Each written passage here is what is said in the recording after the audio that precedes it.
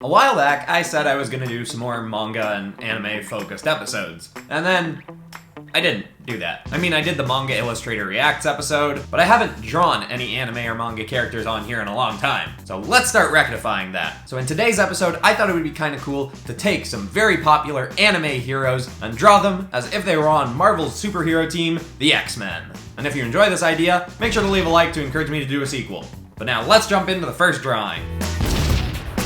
First up, we had to go with the toughest of the tough, the boredest of the bored, I guess, Saitama from One Punch Man. And I had a lot of fun transitioning his story into the X-Men Marvel universe. So I see it like this. Saitama grew up being absolutely obsessed with the Avengers. He had no powers himself, but he wanted to be an Avenger more than anything. And something that he found fascinating about the team was that there were people like Hawkeye and Black Widow on the team, who were humans that just trained enough to become superheroes and fight with heroes like Thor and Captain America and Hulk. So at around age 11, he started training himself, doing an absolutely incredible training regimen, the same one he has in the manga and anime. And by around age 15, he was an incredibly skilled fighter. He wasn't superhuman by any stretch, but he was about as good at combat as, say, someone like Black Widow, which is still very impressive and good enough to be a superhero. But then as he was just about to start going out and actually doing superhero stuff,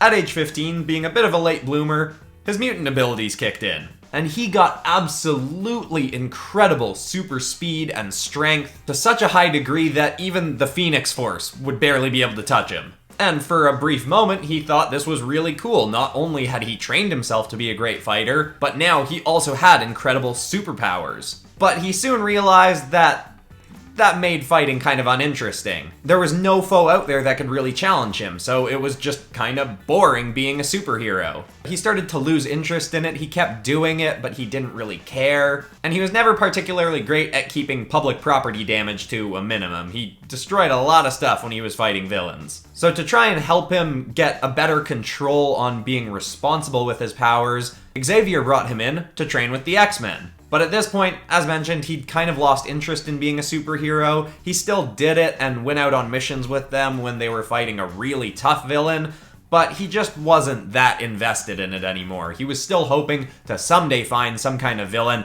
that would really, really challenge him. For his costume, I wanted to make it seem like he hadn't put that much effort into it, like it was just kind of a thing he threw together. So I took inspiration from some X-Men costumes when the X-Men have had more unified outfits. I mean, personally, I like it better when they all have different stuff, like in the X-Men 90s cartoon, but I felt like at this point, when Saitama was joining the X-Men, he would be so disinterested that he would just kind of whip something together. So I gave him the leather jacket from Astonishing X-Men, along with the original X-Men outfit underneath it, and the X-Men outfit used in All New X-Men for a little bit. I think they changed that up eventually. And I also liked that the original X-Men have that sort of mask that makes their head look very round and almost like they're bald because, you know, Saitama is bald. So I thought that worked well for him. And then for rendering on this, I kind of really liked that I didn't do any rendering on the skin of his face like One Punch Man's face usually is. It's very simple, but then I did render out the mask as I normally would. I thought that makes a kind of cool contrast that really draws you to looking at his face. And then his swooshy trail in the background as he's coming towards us, I kind of just left that as a gradient, and it's not my go-to thing, but I thought it looked really cool. So I hope you all enjoy the result as well. Here is One Punch X-Man.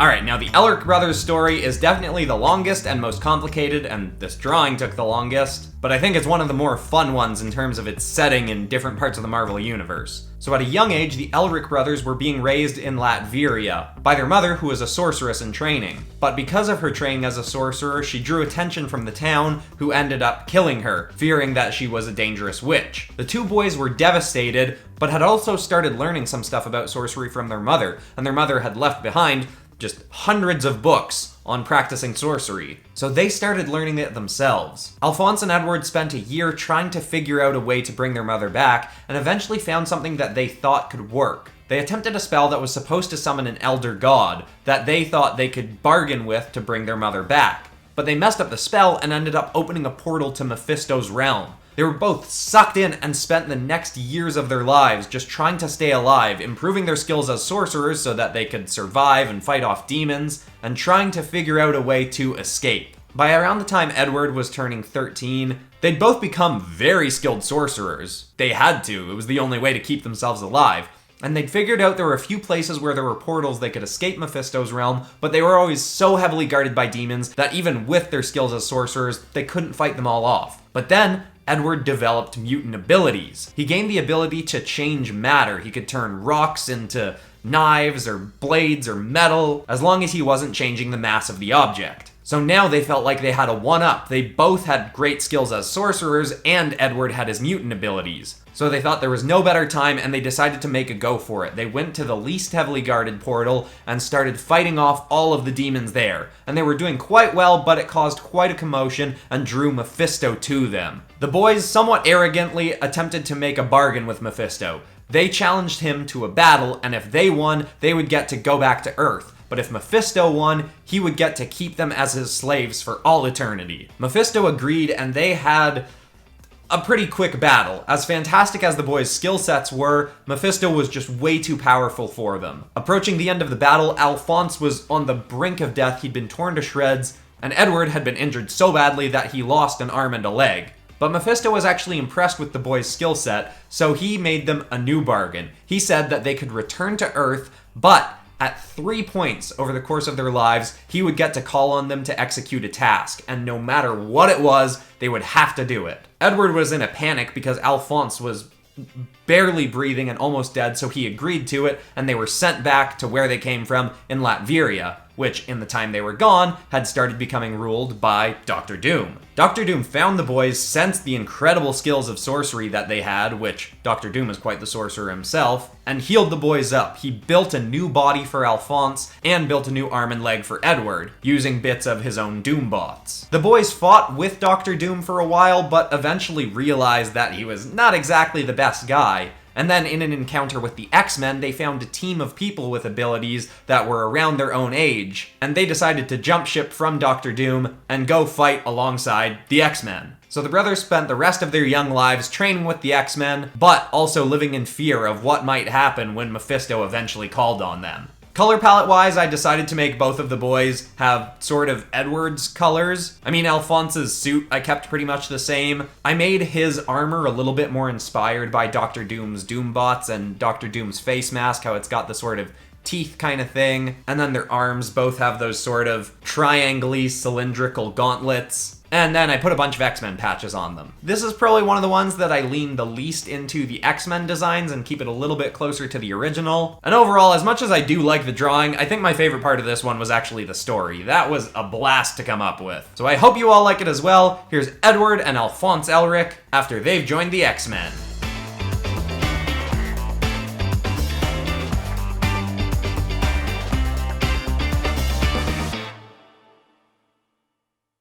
So Goku's story I had to change up more than some of the others. I actually took kind of more inspiration from versions of the Dark Pheonix stories than from Goku's actual origin, but I think it's kind of a fun mix, and Dark Pheonix story elements worked surprisingly well for the character. Goku's parents, before he was born, were very big mutants' rights activists. They would go to rallies, and they were very outspoken about mutants deserving rights before anyone was really fighting that hard for that. But they were also kind of violent people, and they were powerful mutants, so this was not good news. There were a lot of people that really hated Goku's parents. So around the time he was born, they had to consider the possibility that him living with them wasn't a great idea. He wouldn't develop mutant abilities until later in his life, if he got them at all, so he wouldn't be able to protect himself, and he could end up getting killed. So they, presuming that he would get mutant abilities because they were both powerful mutants, decided to send him, within his first year of life, off to Xavier's School for Gifted Youngsters. And that's where Goku spent all of his childhood. He grew up in the school being raised by Xavier and some of the other teachers.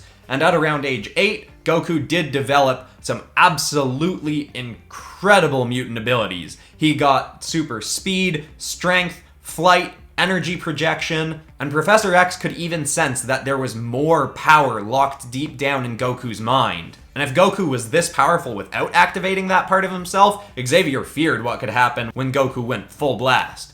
And even there were some nights in the mansion where the entire X-Men mansion would be shaking, and Xavier would go into Goku's room, and Goku would be hovering above his bed, his hair changed into a glowing golden color. After this happened a few times, Professor X decided to use his psychic abilities to lock this part of Goku's mind away so that he couldn't activate it. Professor X decided to himself that he was going to let Goku use these abilities and unlock them when he got older and was more mature and better trained, but who knows, Professor X can be kind of questionable sometimes, so maybe from here we would end up getting a sort of Dark Phoenix storyline, but with, Goku instead of Dark Phoenix, and him going crazy Super Saiyan and all the X-Men having to try and stop him, and I had a lot of fun piecing that story together. And you can see for the visuals for Goku, I tried to go with the sort of 90s X-Men look, taking inspiration from Wolverine and Jean Grey. Jean Grey was the character that I was mostly drawing from his story for, and then Wolverine, I just kind of thought because Wolverine's got kind of cool sticky uppy hair and Goku's got cool sticky uppy hair that I kind of wanted to take some inspiration from him and put it onto Goku. I liked putting Jean Grey's mask on Goku. I thought that was kind of cool element for his face. I also end up making his eyes kind of a blue glowy color, as if his eyes glow that color when he's using his mutant energy attacks. This one was really a mesh of a bunch of different X-Men along with Goku's sort of original look, mostly in his feet, and then conveniently his color scheme is pretty similar to Wolverine and Jean Grey's colors. I really wish that I hadn't goofed up Goku's front leg that's kind of extended a bit. I made it a bit too long and chunky. I've been trying to lean away from that a little bit more in my work. But besides that, I really like how this one turned out. I liked having the main lighting coming from the front of the character, but then a bit of backlighting coming from the energy in his hand. And overall, ignoring that leg, I think this one turned out really cool, so I hope you all enjoy my take on Goku the X-Men.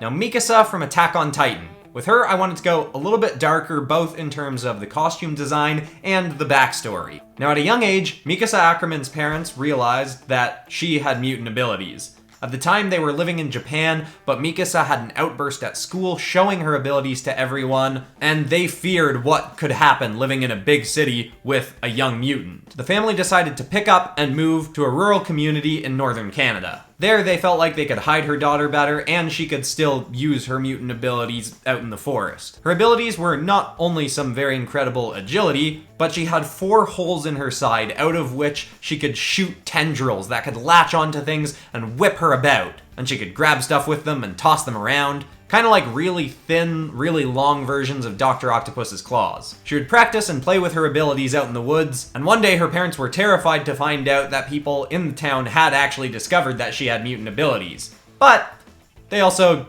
didn't really mind it that much. I mean, they're Canadian, what were they gonna do, be rude about it?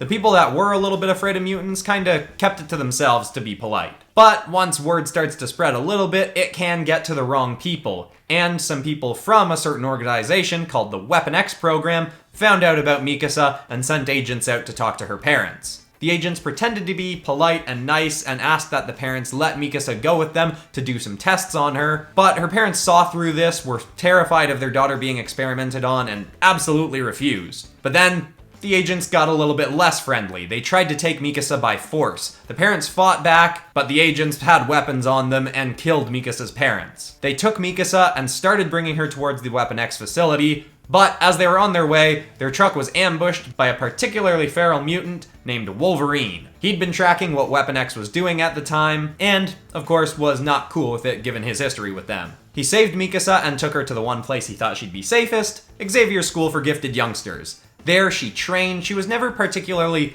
outgoing or outspoken. She didn't make a ton of friends, but she did end up being close with Wolverine, who was there every now and then, and eventually became close with Laura Kinney, the person who would eventually take on the Wolverine mantle, and one of my personal favorite superheroes. But Mikasa did have kind of violent tendencies. I mean, that's gonna happen if you're friends with 2 different Wolverines. And on the battlefield, she would never hold back against people who were against mutants having rights. Fair enough, but she was pretty brutal. This ended up leading her away from the X-Men, and she ended up joining the X-Force, where she would end up working with Wolverine, and Laura Kinney Wolverine, and even people like Deadpool, who I can't picture her getting along with very well, but it would be a pretty fun relationship to watch. For her design, I really wanted to take inspiration from X-Force characters. I just thought that dark black and red color palette would be really cool for Mikasa, especially because she's got a kind of darker origin. Her outfit is probably the one I change up the most from the anime. I really make her look kind of like Laura Kinney Wolverine. I still wanted to give her that scarf, and in this storyline it could probably have been Wolverine that gave it to her after he saved her. And I thought about giving her blades that stuck into her arms, maybe Weapon X could have put them into her, but decided that her ability that I gave her was good enough as her mutant power, and it's kind of a creepy one that looks a bit gross, and I kind of like that for this character. So be sure to let me know what you all think of our X-Force Mikasa.